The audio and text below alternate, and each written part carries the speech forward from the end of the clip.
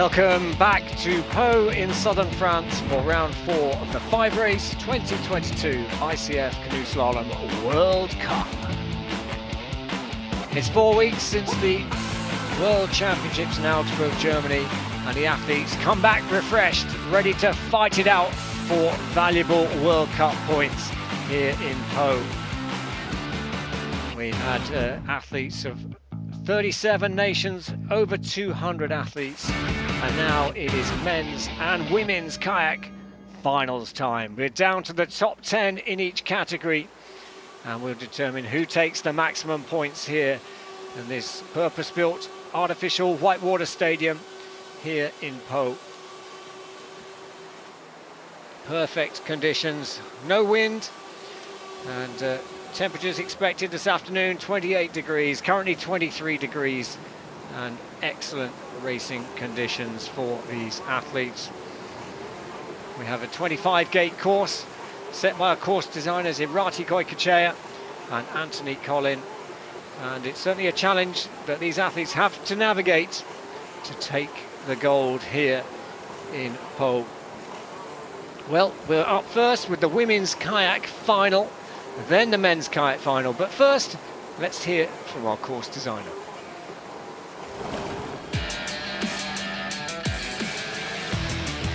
My name is Canoe-Kayak and I am co-designing the course in this World Cup in Pau.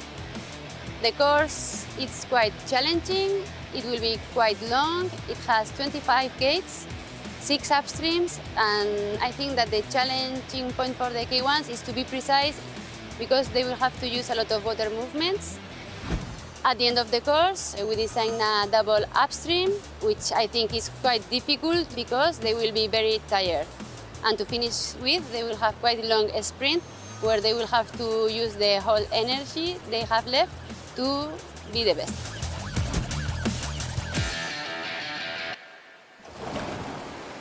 So we've heard it from the course designer, and we're into the women's kayak final. Top 10 boats in the semi-final, race out reverse order for the overall World Cup points. And here are the standings after the first 3 races. This is a 5-race series. This is race 4. Jessica Fox, 3 wins from 3. Can she keep that clean sheet and that straight 4 wins? Well, she's in the final, and she was the fastest in the semi-final. Myself, Andy Maddock, is here alongside you, and I'm pleased to welcome to the booth Ria Schreiber of the United States team, under-23 World Championship medalist. And well, very much welcome, and here is the start list. Thank you, Andy. Happy to be here. Great, well, we've got a good lineup here. Here it is. We've got the Olympic champion Ricarda Funk, who recently defended her world title as well, just a month ago. Jessica Fox, who has won pretty much everything in this sport. European champion Stephanie Horn, world champion Ava Tersel, Olympic champion Mylan Chareau from Rio 2016. It's a bit of a who's who of the sport. But first, to get us underway in this final, it is Victoria Wolfhardt for Austria. So Victoria has the opportunity to set the pace now. The fastest run time from the semi-final was 107.05. So that's the kind of pace it's going to take gold here in Pau. And well, Victoria, very experienced paddler, not just in this kayak event where the athletes are sitting in the boat with a double-bladed paddle, but also in the canoe events. We'll see them in action tomorrow on the final day of racing here at the World Cup. This course design, the hardest part of the course, in your opinion, Ria? Probably the end, because that's where the athletes are the most tired at that point, and it's still a fairly tricky sequence of gates. So a lot can happen at the end. Medals can be won and lost. Well, yes, you're right. You can do all the hard work, and we've already seen in the semi-finals, gate 23 in particular. It looks quite an innocuous gate, not that hard, but if you don't respect it, it can really bite back, whether it's a touch late on in the run, or worse still, a 50-second penalty. So here Victoria comes into this tricky section, 18, now through 19, 20. She did that very well, keeping the boat flat. So she has picked up that 2-second penalty on gate 10, but it's a respectable run coming in. Now into the last two gates, the double upstream, gate 24 and gate 25. This is where the physical demands come in, and a really long sprint now, and you can still lose time on the sprint. You've got to get the line right, keep the boat dry. Exactly, yeah. So stopping the clock, 1:13.74 for Victoria Wohlfahrt of Austria, and that was just a fraction slower than she managed in the semi-final, but that 2-second penalty probably the significant part of that on gate 10. Here we see it actually. Let's have a look in the slow-mo. So she just catches the pole the slightest amount, just on the edge of her helmet. Yeah. So if you're new to the sport of canoe slalom, then that's part of the attraction. It can be cruel. Fine margins make the difference between hero and zero. 2 seconds of penalty added to your time if you hit a gate with any part of your body, your boat or your paddle, and if you incorrectly negotiate a gate or you miss it, then it's game over. 50 seconds of penalties added to your time. So 1:13.74, that is the benchmark to chase for our next finalist. Next to start, Eva-Elina Hocevar sets off, already 5th in the first World Cup of the season. So this second final of the 4 races so far, and lying at the moment in 14th place in the overall standing. So a little bit low there on gate 5, just a bit too much edge. Yeah, just a little bit too much edge, but as we saw in the semi-final, this gate doesn't really matter as much as the bottom for whether or not you'll be quick. So she can still make up the time at the bottom. And what do you think could be going through the athlete, particularly, you know, you're in this situation as a younger athlete racing in senior events. When you're sitting on the start line, what's the kind of mental challenge that you have to face? I think definitely you want to prove yourself a little bit, being younger than most of the field, but it's also a really cool opportunity because as you are younger, you have a lot of time to grow and learn, and Eva's definitely done a lot this season and proved that she can be competitive amongst the older girls. So.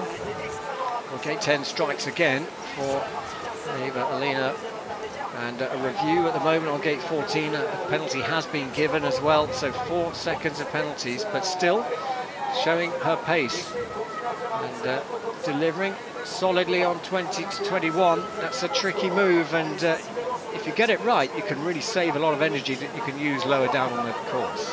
Yeah, that move is really crucial, I think, to the bottom to also set the pace for the next offset, which is where a lot of girls had problems earlier. So she did that fairly well. So in and out of the last upstream gate, Eva-Elina Hocevar for Slovenia now sprinting to the finish. 1:13.74 to beat. It's going to be outside of that, and only just though. And those 2 touches will be the significant factor. It's a raw time of 1:10.34, and showing her pace, but at the moment still Wohlfahrt leading for Austria. Yeah, I think she can be happy with that run, regardless of the penalties. She's definitely proving herself to be up there, and I think it's been a good season.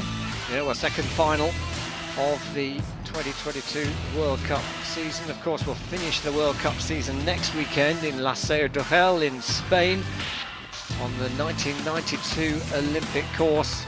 Of course, 30 years since the Olympic Games in Barcelona, and of course double points up for grabs. 60 points for a win in the World Cups and 120 points for a win in La Seu at the World Cup final next weekend.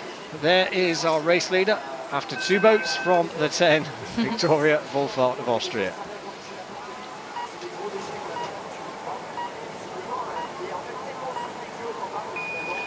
And next, Natalia Pasiepnik of Poland gets underway as she goes for a place on the podium here in the sunshine of Po. It's a great course used for the 2017 World Championships, and now that's a line that you want to repeat. That was a fairly quick line, yeah. Probably one of the better ones we've seen today. Very experienced paddler who's been to the Olympic Games, yet to make a final until today in the World Cup series. Up until now, then her record was 29th, then 12th. Missed the third World Cup of the season, and look at that, 3 seconds up on the top section. She's found her groove. Yeah, she's definitely been having some clean lines on the top, and I think if she can keep it together, it could potentially be one of the top times. Well, she took a silver medal at the World Cup in 2021, the first World Cup of the season, so very capable of getting on the podium. And we'll get an indication on gate 18 as to where Natalia stacks up. She's had the advantage trimmed a little bit, but she is still up on the split time, and importantly, still clean. Exactly. Those touches are going to be very important, I think, in the final. Well, gets in tight in 21, and she's really tasting not necessarily the time that's been set so far, but the time of the athletes still to come. So she really needs to go sub 110 and as far inside that she can, but she's looking good. If she can keep it clean, she does. She's set a clean run. That's the first benchmark achieved. Now she's got to deliver something under 110 seconds to challenge for a place on the podium. Wow, 110 dead, into the race lead by 3.7 seconds. And Natalia Pasiapnik puts the hopes of the Polish very much in the fore. It's interesting, you could see the physical demands of the course, you could see just how hard she had to work and how out of breath she was at the end. But a good run there. Do you think that's enough for a podium? I think we'll have to wait and see. It was definitely a very solid run, but you know, the likes of Jess coming down at the end, you never really know. Especially since the times before were a few seconds faster, so time will tell. Yeah, I think it's good enough for a top 5, but I'm not sure. We've got such a good start line here. We've got the likes of Mayellen Chirot, 3-time Olympic medalist, still to come. Ricarda Funk, a reigning Olympic champion, 2-time world champion. Stephanie Horn, European champion. And Jessica Fox of Australia, who's arguably the greatest of all times. So it's going to be a tough For battle. sure, it's a very tough field. And here's another name that has really come onto the scene this year. Teresa Fisarova of the Czech Republic, who in her first year as a senior team member in the women's kayak team, and she has made absolutely the most of that. A 5th, a 2nd and a 16th so far in the World Cup series, lying 2nd overall in the standings. Yeah, it's an exciting season for her. I know she's been in C1 for quite some time on the team, but this year in K1 has proven that she can do really well in both. And she's up on the split now.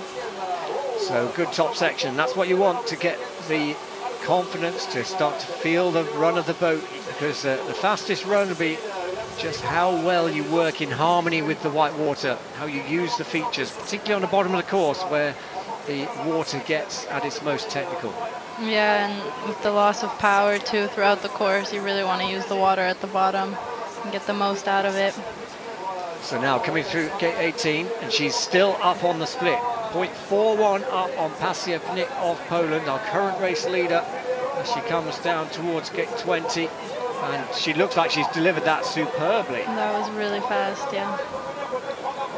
So there is a review on 16, no penalty showing. I think that was just because she did a slightly unconventional approach to that, didn't she? She shrugged around it with her head. Yeah.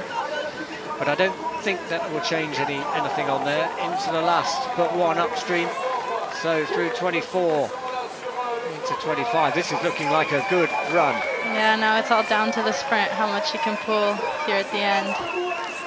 Fisarova goes for gold for the Czech Republic. She's got to be under 110. She's just outside and into second place. 110.63. It is a clean run, but as you say, she lost time at the bottom section. Yeah, Pasiapnik had a really fast double up, and the sprint, I think she gained quite a bit. So here's what they're looking at. This is gate 16, and that was to check that the whole head and part of the boat are through the gate line. There, the video judges have a vast array of different angles to look at it. And at the moment, no penalty awarded, but just making sure that the correct penalty is given.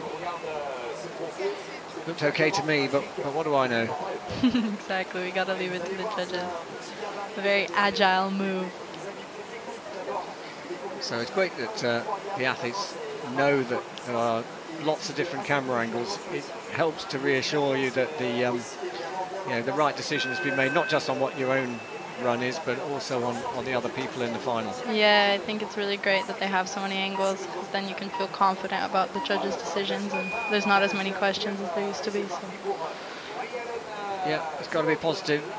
So, well, the asterisk still there, and well, whilst we're just waiting for confirmation of that, let's look at the next boat on the course, because it is the legend, really, Mayelen Chirot of Spain. She got surfed a little bit there before 5, but pushed through it. So she hasn't competed in the first part of the World Cup, taking a bit of a break after the Olympic Games last year. She didn't compete in the back end of last year's season, but she came back really strongly. First race back at the World Championships and finished 5th. Yeah, she's really strong at the races where it counts the most, so we'll see how she does today. Great. Well, as we watch Mayelen on the middle section, confirmation that Teresa Fisarova, no penalties, and she is in second place for the Czech Republic. But still, Natalia Pasiepnik, our early race leader. And this is a good run coming together from Mayelen, but that time on gate 5 yeah, she lost quite a bit there. Let's see what she can do. Well, she has sort of managed to stabilise, still 2 seconds down on the split. So this is the bit that matters, this bottom section. A little low there, but I think she didn't lose too much speed. So 110.00, that's the time to beat to go into the race lead. Into the penultimate upstream, whips it round, good exit, speed now. What will she do? We've seen some risky moves on 25. She does a risky move. I'm not sure it was that quick. She didn't quite get on the power straight away. And a 50-second penalty has been awarded to Mayelen Chirot of Spain. And, well, that again will be that the whole head and part of the boat was not there. Now, she's disappointed with that. I'm not sure if she agrees with the penalty. But that time of 1:13.23 was not enough anyway. So it is Natalia Pasiepnik at the halfway point of this women's kayak final, who takes and holds on to the race lead ahead of Teresa Fisarova of the Czech Republic and Victoria Wolfhard of Austria. Here we watch Mayelen's run. It was vintage Mayelen. She never looks like she's working hard, does she? She just has such a good feel with the white water. Yeah, her paddling looks very effortless. But here, now this is where the 50 was awarded, and yeah, whether the whole head was in, who knows, but it looked like there was definitely no boat. Definitely no boat, and she lost quite a bit of time there too. Well, let's speak, hopefully, to our race leader at the halfway point in the women's kayak final at the finish. Congratulations, Natalia. We're halfway in the final. You're currently leading. Are you satisfied with your run? Actually, yes, I'm happy with my run. I improved to second that same final, but I know I made few mistakes on gate number 21, 22, and I lose time there. So now I will be waiting. Thank you. Well, it'll be interesting to see whether that is enough for a place. Well, we know it's good enough for a top 6. For sure, yeah. But we know people were quicker in the semi-final. But we've already seen the course isn't straightforward, is it? It's not, and finals are a different beast. There's a full different set of nerves, and with that, anyone can really place. And do you think, you know, obviously the semi-final, it is more about balancing the risk. In the final, you're going for the podium. Do you take a lot more risk for the final? I mean, I think the way I see it, if you're 4th or 10th, does it really make a difference to you at the end of the day? So I guess you go for it and you try to be top 3. and then whatever you do happens.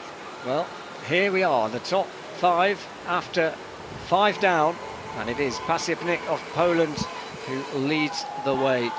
But 5 big names to go. We've got the sole French representative, Emma Vuitton, who's very young, but you would never rule her out. No, she's very talented, very fast. And then you've got, well, you've got a world champion, Eva Tersel, Ricarda Funk, Olympic and world champion, Stephanie Horn, European champion, and Jessica Fox, multiple Olympic and world medalist and champion. But here we go. The second part of the women's kayak final gets underway. Emma Vuitton of France goes for gold here in Pau. She has such a fluid style, doesn't she? She really does. She paddles with the water well, and she trains here a lot, so she knows this course. Definitely the underdog, but definitely can pull through and surprise us all, I think. She's only done one of the World Cups so far in the first 3 World Cups, but she made the final, finished 10th in that final. But she's had a great season since then, because she took silver at the Under-23 Worlds and 4th at the Under-23 Europeans. So it's no wonder that she's in this final. She's down by 2 seconds on the early split. Yeah, but as we've seen, you can make up a lot of time or lose a lot of time on the bottom, so if she keeps it clean, she may be able to get some of that time back. Well, she certainly got some time back on 16. I thought that was going to be high risk, but she definitely did that very nicely. The timing to perfection, but the gap has extended, 2.5 down now. So this is the critical section. She goes for the spin on 19. And she makes it work, 2021. Now you can hear the crowd are deafening in the background. The French fans, only one representative, but 23, gate 23 bites again. It does. Yeah, the French crowd love to see their own in the final, so it's fun to hear them cheer. Well, the men's kayak will be up next. They've got just one representative in that as well, but Emma Vuitton now paddling to get into the top 3. She does do that. 113.74 was the time that she had to beat, and she has equaled that. So there's a 3rd place equal at the moment. Victoria Wolfhart, Emma Vuitton tied on 3rd place. But no change to the top 2. Natalia Pasiepnik and Teresa Fisarova leading the way with 4 to go.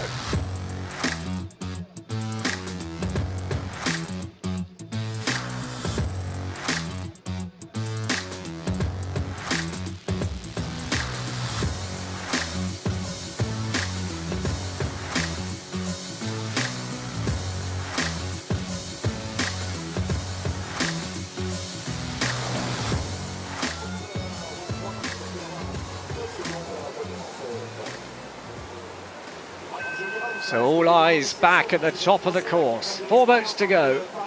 And next to start, Eva Tersel of Slovenia, the world champion of 2019. And a finalist at the World Championships just 4 weeks ago in Augsburg, Germany.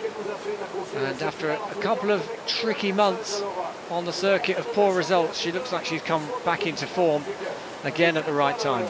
Yeah, she's definitely a strong paddler, and she manages to pull through in the most important races, so hopefully she can do something great today. Well, she's coming through towards the top split now. We'll get an indication of how she stands up against Natalia Pasiepnik of Poland, the race leader, very nicely through gate 10, and she's rewarded. She's up on the split. Ah, but I didn't see that. She took a penalty on gate 10, so that's well, she's penalised now at 1.77 the deficit. See that it's under review. She's paddling well, has a good flow. So we'll see if she can make some of it up. So now through the second split, and she has. So she's made that up. Half a second down, but again, she has now open that up in a big way. 2.5 seconds down as she comes into the bottom part of the course, and Pasipnik was solid on the bottom part. There's not an easy way back from there to challenge for the gold medal. Yeah, she made up a lot of time at the bottom, so it's going to be hard for the girls to catch up in the last few gates. It's almost certainly going to be the quickest run we've seen in this final so far from Eva Tersel, but the 4 seconds of penalties will keep her off the top spot as she now goes towards the finish line, sprinting hard, and it's only into third place at the moment. 1:11.68, so a good time. 1:07.68 from the world champion of 2019, Eva Tersel, but touches on gate 10 and 19 means she has to settle for third for now. Here, let's watch gate 10. This is where she picked up. Oh, you're right, she just caught it. Another one of those helmet touches. On the side of her face, I think, but yes, there was no doubt about it. Yeah. She did pick up that penalty on gate 10. And then here again, the touch on gate 19, the bows of the boat just flicked up and knocked the pole. Yeah, unfortunate for the touches. She had a really fast run, but that's the sport. So. Yeah, if only. That's a word you hear a lot in canoe Right. slalom. If only. So, well, we still have 3 to go, and what a pedigree those competitors are. Ricarda Funk of Germany goes for gold here in Pau. She's just defended her world title successfully, but she's also just hit gate 1. Oh. She's the reigning Olympic champion from Tokyo. But if anyone can make up a penalty early on in the course, it is Ricarda. She's certainly got the pace. She's very, very quick, and she's really well known for recovering. So I think if anyone can do it, you're right, she can. Have to see on the first split. Well, she is very precise on the upstream gates so far through. Very nice on 10, keeps the boat running, and she's absorbed some of that penalty, but not all, as she comes down towards the middle section. Here you need to watch the boat and how it's moving, and it barely stops. Yeah, she has a really good flow. So under huge pressure, she defended her title on home water at the World Championships just 4 weeks ago in Augsburg, Germany. And well, the relief you could see was incredible. And she is starting to come back on the race leader, Pasipnik of Poland, but she's still got 2 very fast boats to go.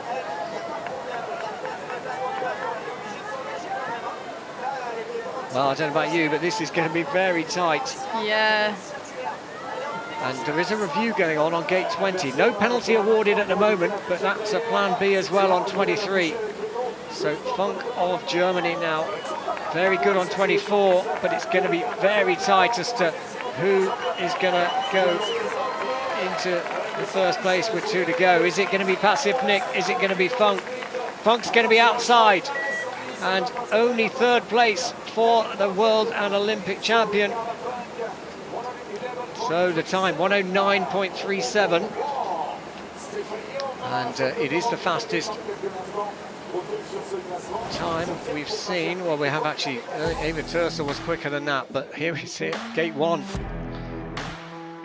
Not the start you want to your final run. It's hard to come back from a touch on the first gate, and also her bottom was a little bit rocky, so with the plan B spin, it's a little bit difficult to make up all that time.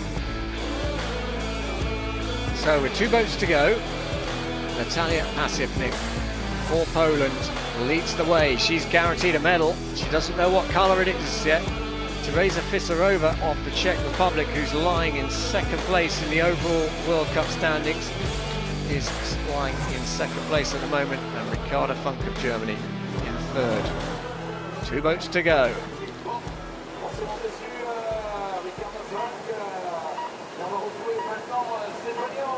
So Stephanie Horn for Italy now sets off in this World Cup final. She's the European champion of 2022. She's always in the mix, and you can expect her to be challenging, not just for the podium, but for gold here today. Yeah, she's a very aggressive paddler, so I'm sure she's going to give it all that she has and charge through. She was 4th in Tokyo last year in the Olympic Games and just missed the podium on that occasion. Yeah. She tied for the Euros this year, which was very exciting. Yeah, well, and she's, look at that, she's in touch, 0.66 down at the top. That's no big drama, that deficit, because the main part of the race is going to be won and lost from here onwards. Yeah. So let's watch now. It's going to be tight into this upstream gate 16. Great angle there. We see she gets in and out very tidily indeed. And she'll come through gate 18. That's when we get an indication of the second split. And still a deficit, half a second. So this is tight. She made up a little bit of time, so I guess we'll have to leave it to the last few gates. Oh no! Rejected on the drop. And now she's paddling back. Will she make it in? She does make it back to 21, but her challenge for the podium surely is over from that. And well, one little line error, and it's a harsh penalty, but she does keep it clean. That's important. That is important. So Natalia Pasiepnik probably can breathe again, but there's still one boat to go in this women's final after Stephanie Horn. So Stephanie Horn now sprinting to the finish. It's damage limitation after that mistake, 20 to 21. And only into 7th place. Disappointment for the Italian team. And it's still the top 3. Pasiepnik leads ahead of Fisarova and Funk.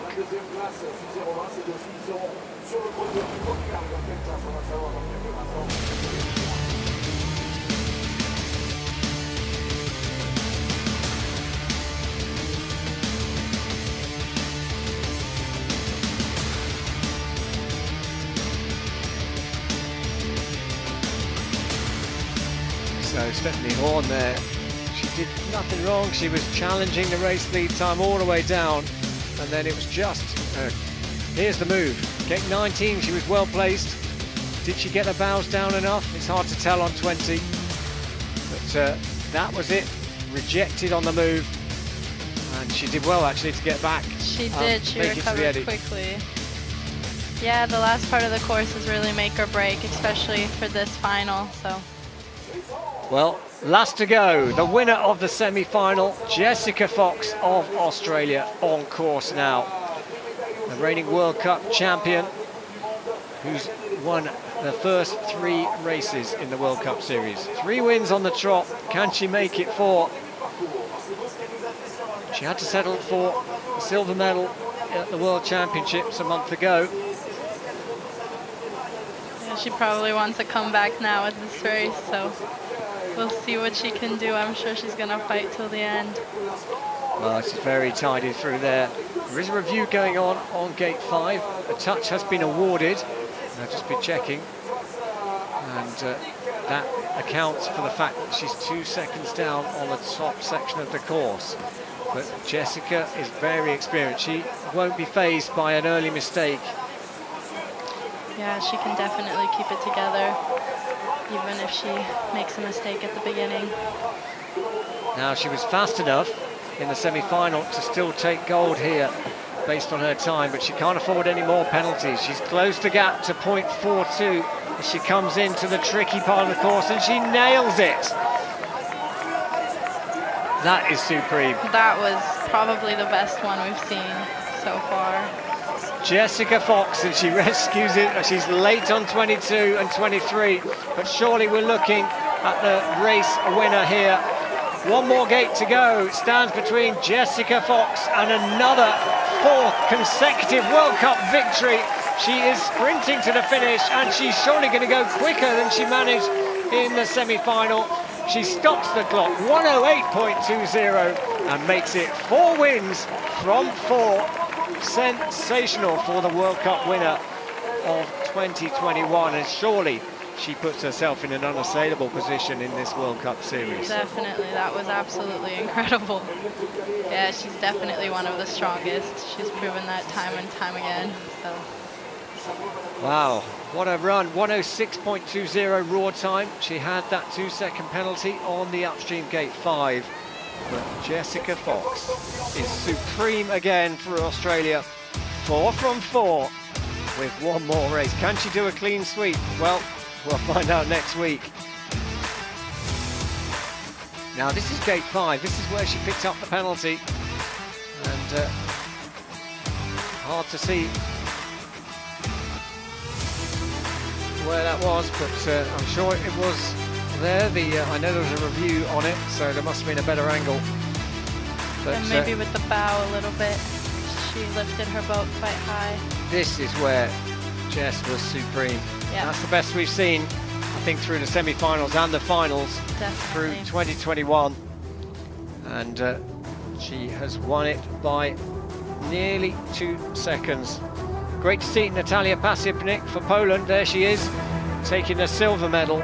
And Teresa Fisarova, who's lying in the second in the standings overall, backs up her supreme consistency with a bronze here today for the Czech Republic.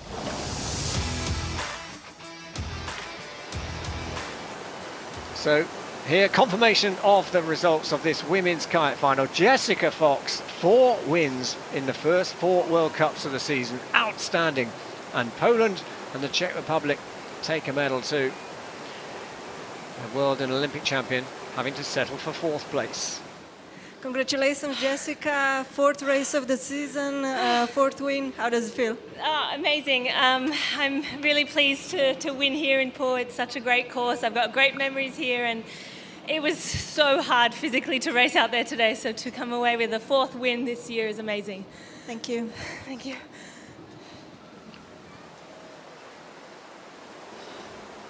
Well, you can see the physical side of things. She's still getting her breath back, and to be fair, it wasn't. It was only a couple of minutes ago that she finished her run.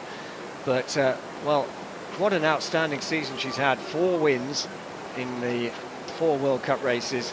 She had to settle for silver at the World Championships, and well, can she make it a clean sweep next weekend in La Seo? Well, that's where we head next. Yeah.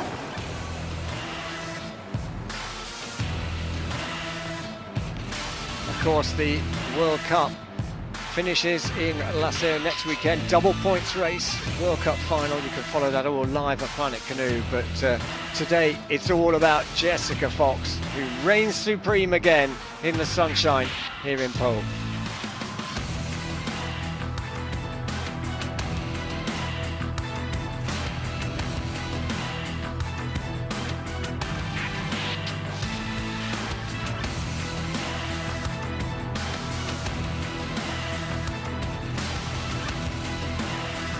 Of course, don't go away, because we will have the men's kayak final up very shortly, and also we'll confirm the World Cup standings for the women's kayak going into that final race next weekend.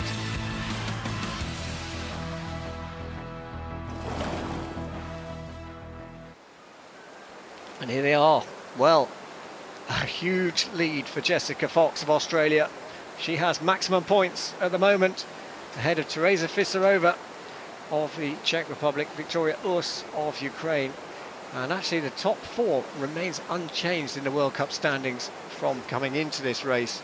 But we know with double points up for grabs, all can change, but it looks like people are only competing for 2nd and 3rd now. Yeah, I think it'll be quite hard to catch up to Jess. Well, that concludes the women's kayak I'm final. Peter Kauser from Slovenia. I'm a double world, double European champion and a silver Olympic medalist. 3 times overall World Cup winner. My style of paddling is I try to be as fluent as possible. I try to use the water as much as I can, because I'm not one of the strongest guys. When I was a kid, I was paddling as many white water as possible, as many rivers as possible. My dad drove us around, so if you have a chance, just go free paddling and just play with the water, and at the end it will help you to learn how to read it. Water needs to be your friend. White water, you can't win against it, so why not to use it in your advantage? And that's what I try to do during my runs. That's my advice to you.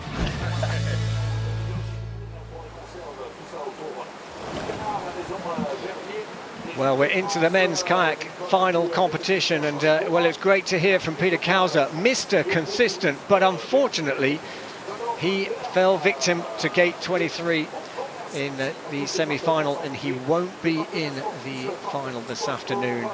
Not only him, but also Giovanni De Gennaro, Vit Prindis, the world champion. Joe Clark, the Olympic champion from Rio, missed out. So here is our start list for the 10-boat final. And, well, I'm pleased to welcome now into the booth Lucas Ferro. He's going to join us for this men's kayak category. And this is going to be a really interesting final, and a little bit of an open final. Yeah, I'm really looking forward to this final. We've got 4 people with a top 10 bib in here, but we've also got like 3 or 4 new faces who've never been in a final, so really looking forward to this race. Well, we're underway with racing. 10 boats racing it out for gold here in Pau and valuable World Cup points. So on course it is Noah Hegger of Germany, who has the opportunity to set the pace. The pace, or the fastest raw time in the semi-final, 95.61. And that was from Yuri Priskovic, who didn't manage to go clean, but he still managed to win the semi-final. Yeah, it's all going to be about risk management today, I think. We saw that there are some moves that you can go really fast on, and but it's quite risky, like we see here from Noah Hegger, really cutting the line on this downstream and then taking a touch on the next one. Yeah, see how much risk he is willing to take today, and if he's going to be able to hold it together.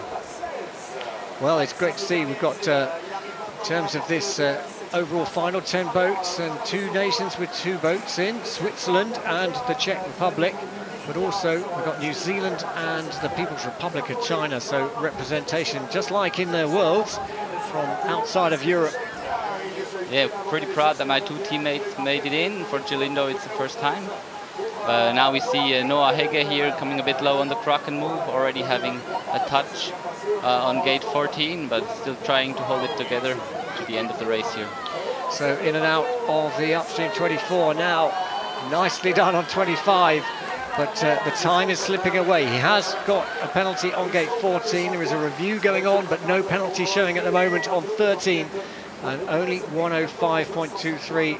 He'll be disappointed with that. Yeah, for sure. If we saw that the time to make the final was 101 seconds, so he's way out of that.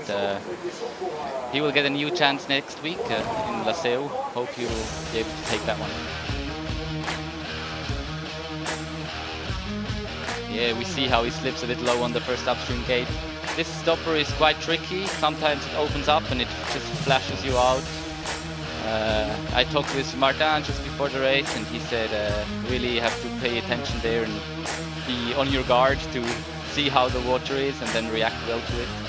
And really that's a skill of the elite paddlers, isn't it? That's what is the ability to, you have a plan, but sometimes you do have to react to the water to make sure the plan stays on track. Yeah, I think that's really what makes the difference, you know, to be able to react to this plan. You can't just hold on to your plan and stick to it. You have to be open and see the solutions that come before you and act to find a good solution. So Hegger leading the way at the moment, but here is the home crowd favourite, the only French representative in this 10-boat final, 2-time world champion and world championship medalist from this season. It is Boris Neveu. Yeah, and we've seen it from him a couple of times this year, sneaking in to the final rather on the later places and then putting down a really good final run. We'll see, he was able to do that at the World Championships, coming home with a medal after that. We'll see if he's able to do that here on his home course. Yeah, and I think when he watched him in the semi-final, his body language said he didn't think he'd done enough to make it into the final. Yeah, exactly. But now we see he's on quite a solid start. He's up on the split. Noah Hegger going for quite a straight line here. This double downstream combination, and he'll come to the second part of the course where I think he will feel quite at home with the stoppers and all these moves.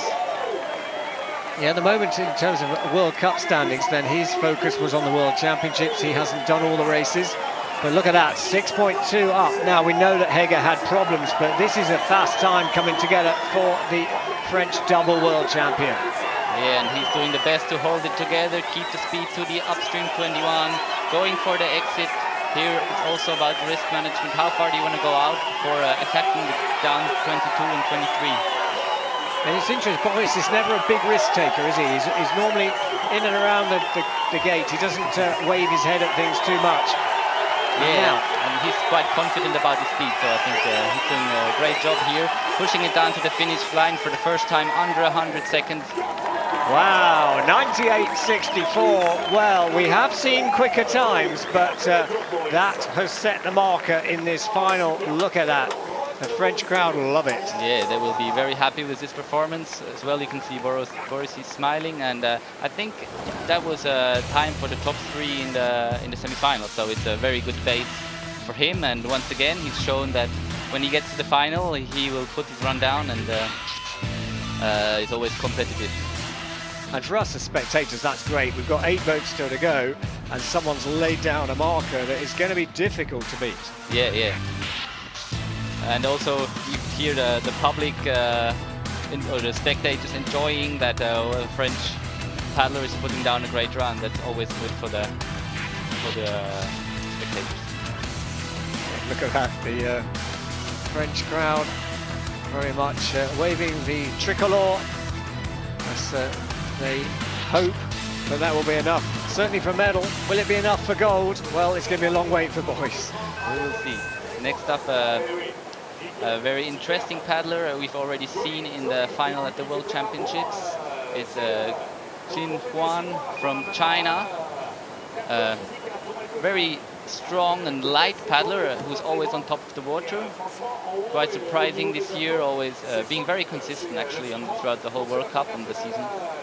Yeah, it's great to see back-to-back finals after that strong performance in the World Championships, because he was top 3 in the World Championships semi-finals. Didn't quite go his way, finished 7th at the Worlds, but very experienced and starting to really make a name. Yeah, very dynamic, always the boat flat and on top of the water. And here we'll see on this down combination how much risk he will take. He's going for quite, just taking not too much risk, so he won't be as fast as Boris.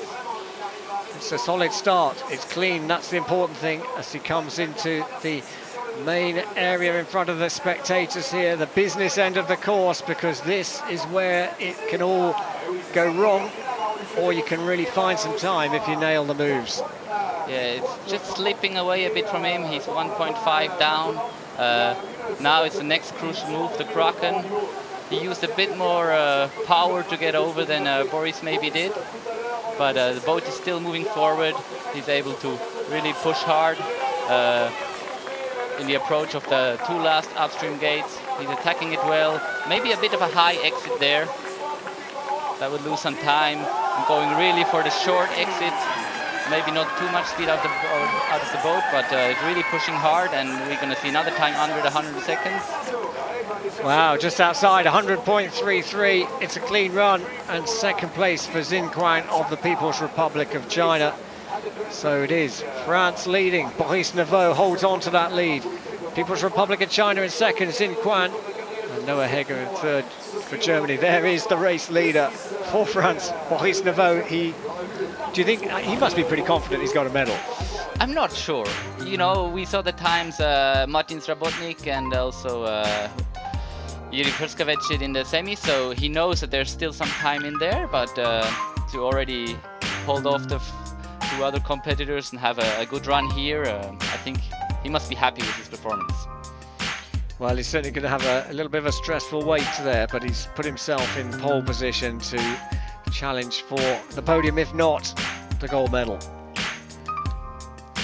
Yeah, and I'm already looking forward to this final. We've had 2 quite nice runs already, and still some nice names to come.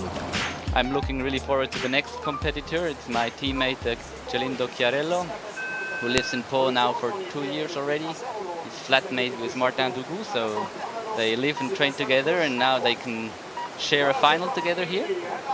So here we go, Gelindo Chiarello of Switzerland sets off as he goes for gold here in Pau.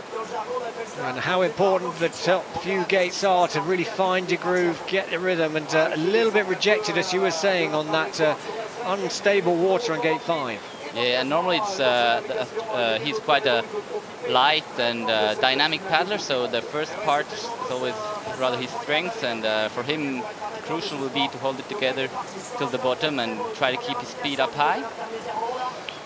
We see he's already lost some time at the bottom section, so now he just has to stay composed and hold it together. Well, he certainly cut the line through gate 10, but that didn't seem to be a problem there. And this is now where we'll get an indication. On gate 18 is the next indication of how he stacks up against race leader Neveu of France. Coming a bit sideways on this stopper, but then finds a good solution in the upstream gate. 3.2 seconds down is quite a margin, but it's not lost till it's at the bottom. I think Boris was not perfect on this move as well, so there's still some time to gain. Well, it's a respectable run, and importantly, it is clean so far. He's got to deliver 22, 23. Very tight on 22 and 23, but I think that should be enough to clear the gate. We have him attacking the last upstream gate now, and then really trying to push hard. You can see his face gritting his teeth, pushing till the finish line. It's going to be outside the time he made for the semi-final, but I think he will be happy to have made his first World Cup final. Yeah, first World Cup final, and he's done himself proud. It's a clean run. There is a review going on gate 22, but no penalty showing. And, well, here it is. This is what the judges are looking at the moment, just to check. It's just he was so tight on that gate. They're looking actually to check that his whole head is in the gate line. There was no doubt the boat was. Yeah, but it didn't look that good. I wouldn't be astonished if they do put the 50 on there. It's difficult from the angle that we can look at. You see, that looks a little bit better in his favour. He just looked a little bit off balance, and then was reaching a bit too much back and losing the speed. So.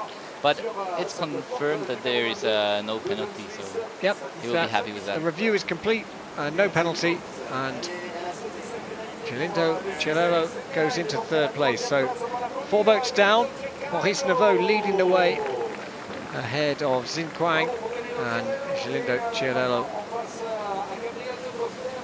Next up will be another first-timer on the World Cup final for Gabriel de Cusser from Belgium. He's done some good results on the under-23 level, but it's the first time he gets into a World Cup final. And here he goes, on course. He's got big experience of this big occasion. I mean, the Olympic Games will have been a big experience. No crowd, though, last year. No. Good, setting up for this important move. He's trying to go quite direct to the upstream 5, not really wanting to use the stopper, but we saw a lot of movement in the boat. Maybe used a little bit more power than he would have liked to. He's got quite a busy stroke, hasn't he? He's kind of puts you a bit on edge. That he doesn't have that same like fluidity that you might say from Boris, the race leader. But you can see his young and wild style is still quite efficient. He's only 0.4 behind Boris, so he's really on a good run. It's cool to see him put this down on his first World Cup final. Indeed, yes. Well, he's a medalist at under-23 European Championship level in 2020. Now ducking and diving. Now this is the business end of the course. This is where he's found the advantage. He's got it, hold on to it now. He's late on 20. Now the Kraken, he's a bit late, but he was up on the split, so we will see if he's able to keep the speed. This looked quite nice, going for a rather wide exit, turning before 22, attacking 23, just inside the gate. And now the upstream 24 looks quite nice. He keeps a good boat speed out of the 25 as well. Wow, pushing really hard for the finish. He's going to challenge the race lead time. Is this going to be another sub 100 time? He was up at the second split, and he is the race leader. 97.94. He had us on the edge of our seats all the way down the course, but it is good enough. He delivers it on the run, and the Belgium team are sitting in first place at the halfway point in this men's kayak final, and he should be that pleased. What a great performance from Gabriel de Costa. The first time in the final, beating Boris Neveu on his home course. That must be a great feeling. I'm pretty sure he's quite happy with what he did today. And we did see him take some riskier lines maybe than Boris in some places, and it totally paid off. So yeah, this is going to be a great final. Well, that's a great performance. Absolutely on the edge, but he made it work, and he has taken the race lead. So De Costa leads for Belgium ahead of Neveu of France and Quan of the People's Republic of China at the halfway point in this competition. But we still have the fastest 5 boats from the semi-finals to go. But we'll hopefully, if he has a chance to get his breath back, hear from our current race leader very shortly at the finish line. And just, I'm sure we'll hear some emotion. Here is the results at the halfway point. Confirmation there. De Costa leads for Belgium ahead of Neveu of France and Quan of the People's Republic of China. And those 5 boats still to go have a time to beat. 97.94. Congratulations, Gabriel. You're currently leading. Are you satisfied with your run? Really happy. Start a little bit too fast. I had to slow down or I'll miss a gate. But really happy of my run. Little mistake in 19, but I recovered well. And then I was even surprised of myself when I was so fast in 21, so really happy of my run. Which part was the trickiest of the course? I like the move at the Kraken, 19, 20, 21. But all the course is really fun. We always have to use the water, use the stopper. It was really nice course. Thank you.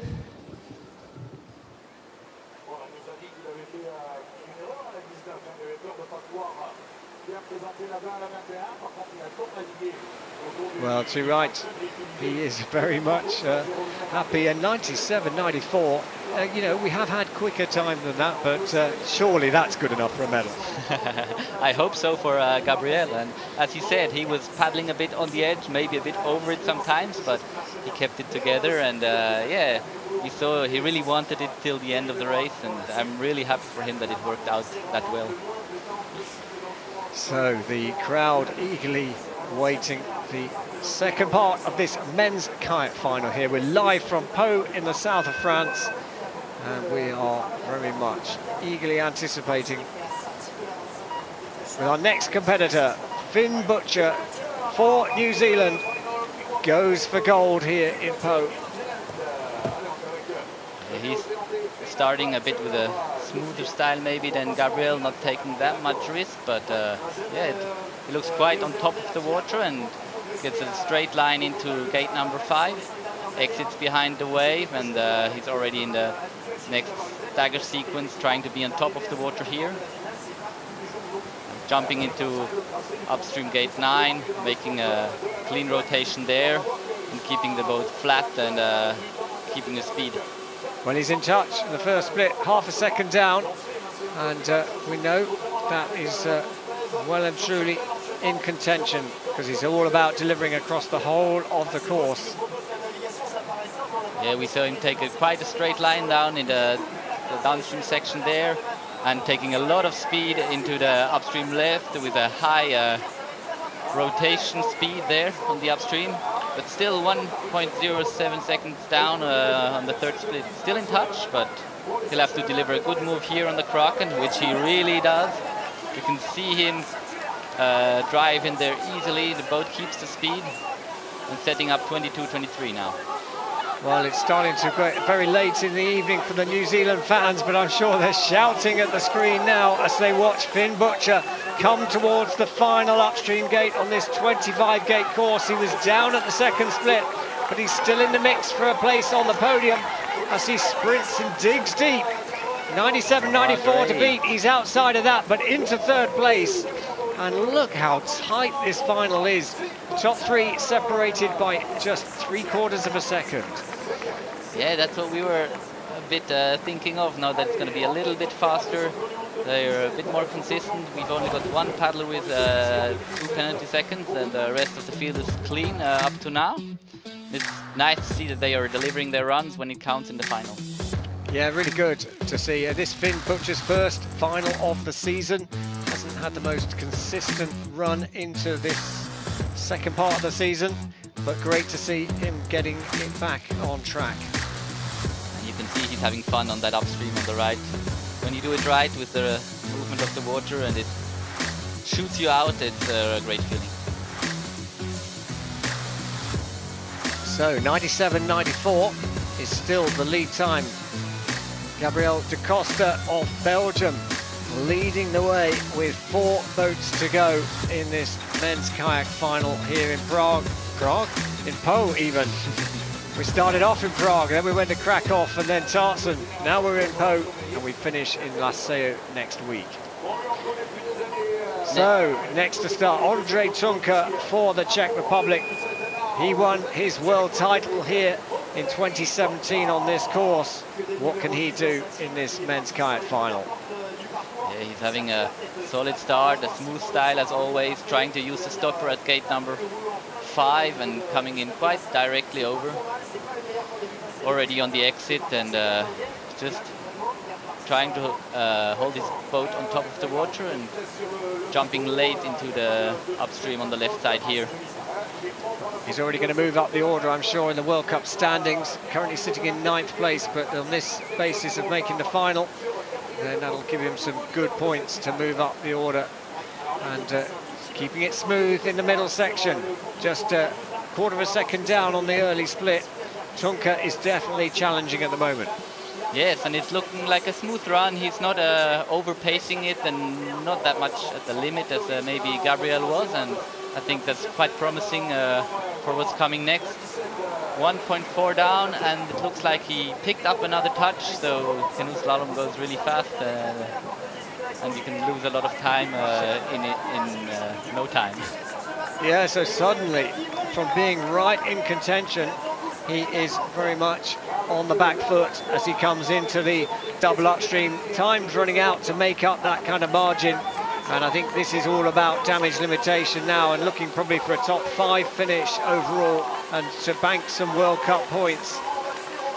Even that is going to be tough with his touch, as we see the other ones, a lot of them have been clean, so we have him in 5th place now, but still 3 competitors to come. So 101.49 and well, slightly sketchy middle section, a touch on gate 18.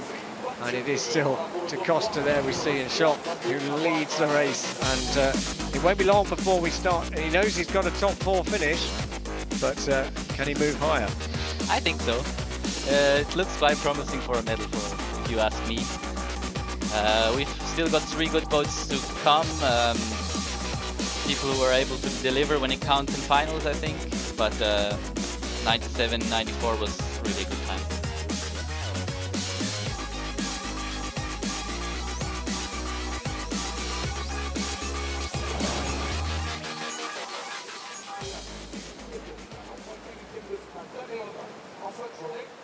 So a momentary pause before our next competitor. 3 to go, and it's Belgium that lead the way. Next up we will have 22-year-old Miquel Trave from Spain. Lives and trains in Laseu d'Urgell. He's also one of the top shots in C1, so it's great to see him here in the final. So he gets his final run underway under the bridge here and sets off the first few gates. You can't win the race there, but you can really lose the race. If you don't find your rhythm in the first few gates, it's very hard to build into the run. And what a line from 4 Great to 5. move there, yeah. He got a lot of speed into the exit, but then he got pushed a bit higher out of gate 5. But I think that was quite a nice line where he could take away a lot of speed. Crossing over to 10 now, and yeah. Nearly a second up on the top split. Well, that was mainly round 4 and 5, but has he just picked up? He has a penalty on gate 12, so all that hard work on the top has gone, and he's got to do it all again. Yeah, definitely. He picked a too short line there for the downstream in the eddy, and he had to pay the price straight away after it. But the run's not over, so he's going to try and fight back at the bottom. So 3.74 now the deficit with another penalty on gate 18. So Miguel Trave just probably getting the wrong side of the risk versus reward. Still doing a nice upstream after the Kraken and having a good line through 22-23. Maybe it's more about getting the experience for tomorrow's race in C1 as well now. Still finishing the run in a good way. Well, he's certainly not giving up on this. He's still got the pace, but 4 seconds of penalties is going to keep him off the podium here in Pau. But can he score some points in the World Cup rankings? Into 6th place for now. And, well, that means that Gabriel da Costa, the current race leader, there he is, is guaranteed a medal. Yeah, that's really cool for him. First final, first medal, that looks like a dream start. Yeah, good day at the office. Yeah, perfect. So, da Costa still leading for Belgium, ahead of Pau France and Butcher of New Zealand. 2 to go. Next up we will have Martin Dubu from Switzerland. He lives and trains here in Pau, and he's really keen on this race. It's how do you say, marked big in his calendar that he wants to perform here. And he just told me before the final that yeah, he knew that times were not that great in the semi, and he didn't have to risk too much. So I want to see what he does now. Well, we've definitely seen an upping of the standards so far from the 8 competitors coming down the course. And there, our race leader, da Costa of Belgium, and Martin Duguid of Switzerland, the penultimate competitor to start in this men's kayak final. He's a winner here of the World Cup on this course in 2020. And now, this is his opportunity to add another World Cup victory. As you can see, he's trying to have some smooth lines. Don't go too close on the gates. Here he wanted to hit the middle of the stopper like he did perfectly, and a short exit behind the stopper. And he didn't use too much energy on this top section, which was quite important for him. But you can see his boat's always on top of the water. As he jumps into 9, fluid crossover, keeping the boat flat, and he's back to speed. But he's taken a touch on gate 10, unfortunately. A 2-second penalty there, just a little bit keen on the getting the bows down, and 1.74 down. So he did have the pace on the top, and now he's just got to do it all again, coming through the middle. Great crossover the stopper here. Now it's all about if he's able to stay calm and not get too nervous that he touched the gate and still stick to his race plan. But we see the time slipping away a bit here from him. 3.4 down. It's not looking that good anymore for a medal here. Well, it's still a good run. He's started the World Cup campaign with a bronze medal in Prague. Then he got a final, a 7th place in Krakow, then 19th in Tarzen, and he's back in the final here. So his overall World Cup standing of 6th place, I suspect he will move up the order regardless of this result. Now, he's tied out at 25. 97.94 is the time to beat. He's going to be outside of that, but can he make it onto the podium? And he does. Still a great performance here. 98.55, and it's the fastest run time of the day so far. 96.55. With a touch, he takes second place here. I think he can be quite proud of what he did. And he's got a medal. He's got a medal. Second one this year. So yeah, he started off the season in Prague with a bronze, and he's guaranteed a bronze here in Pau. It's the bow, he touches the outside pole there. Without that, he would be in the race lead, but I guess that's life. So Gabriel da Costa still leading for Belgium. He's guaranteed a silver medal. And Martin Duguid. Last pole here. It was all on the bottom part of the course. 3.5 seconds he was down on the second split, and he just didn't give up. And he got rewarded, and there you can see it. He knows it. A great race here from Martin. So da Costa leading for Belgium ahead of Duguid of Switzerland, and Canoe of France with one boat to go. And we have the Olympic champion, the world champion, the European champion, Jiří Prskavec from the Czech Republic, going off last in this final, and as always, very calm with a smooth style, and then he will explode on the upstream gate. Well, let's watch, because he has just made a name for himself as being so consistent, so fast, and one of the few people who can absorb mistakes within a run. His form so far this season, he started off a little bit slow by his standards, 4th, then 3rd, then 1st in the World Cup. He was 4th at the World Championship, so that's his worst result, his worst position of the year. We saw him go really close on gate number 10 there, but it's very much in touch with the split from Gabriel de Coster. Very composed, as we see the review on gate 10. Just putting in the strokes he needs to be able to be dynamic when it's important. As we see here, great rotation around the left upstream gate, and straight away very calm again. So surely he's going to be up on this second split. No, he's not. He's a second down, so he can't afford to take it easy.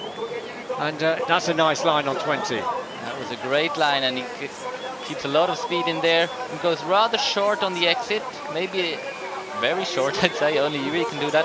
But he does a great 22-23 sequence, and with a lot of speed in the penultimate upstream gate.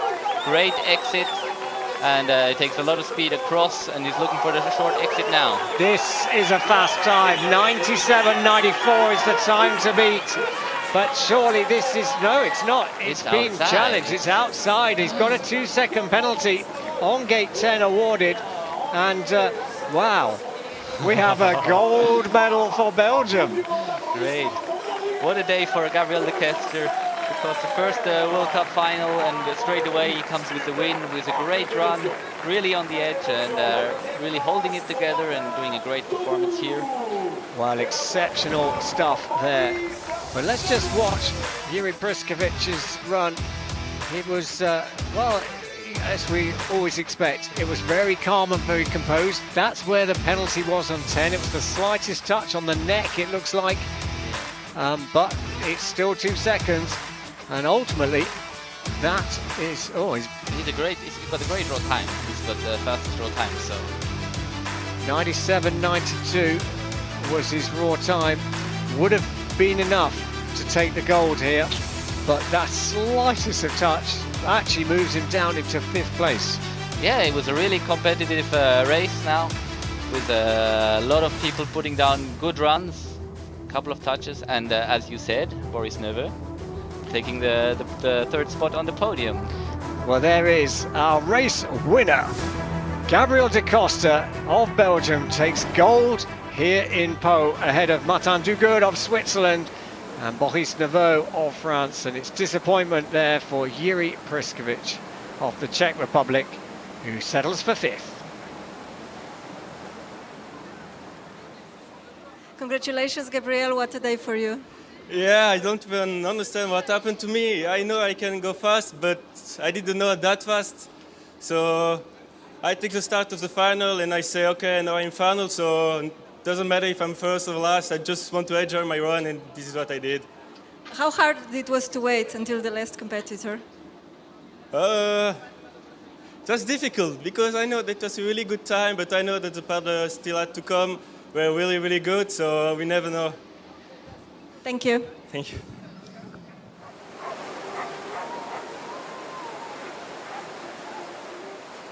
Well, it's great to see. He's got to enjoy his moment, hasn't he? That was a great opportunity there, just to build his career, build his confidence as he goes into the next weekend, but also just, having that behind you, how much does that improve your confidence?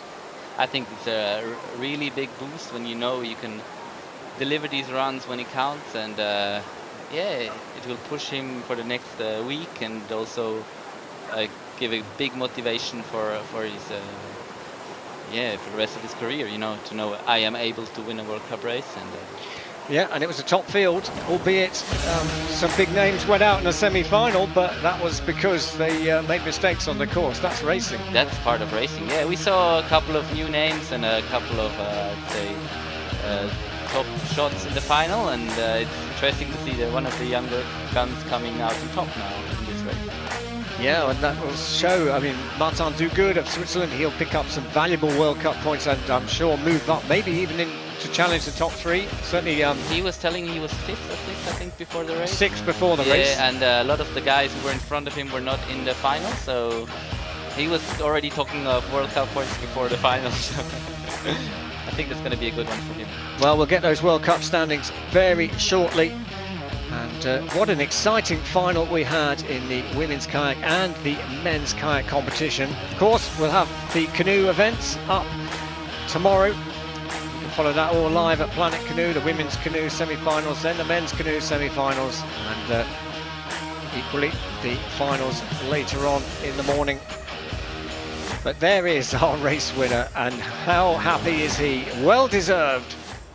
Gabriel de Costa of Belgium. And here are the standings after 4 races going into the final next week, and Martin Duguid has moved right up the order into second place. Jiri Preskovic leading the way, and Vit Prindis, who missed out on the final today, drops down to third. Peter Kauser fourth, again another big name to miss the final, but that will all be decided next weekend in La Seu, and you can follow that all live here at Planet Canoe. But that concludes the action today here at Planet Canoe. From myself, Andy Maddock, and thank you, Lucas Vero, for joining me in the commentary booth.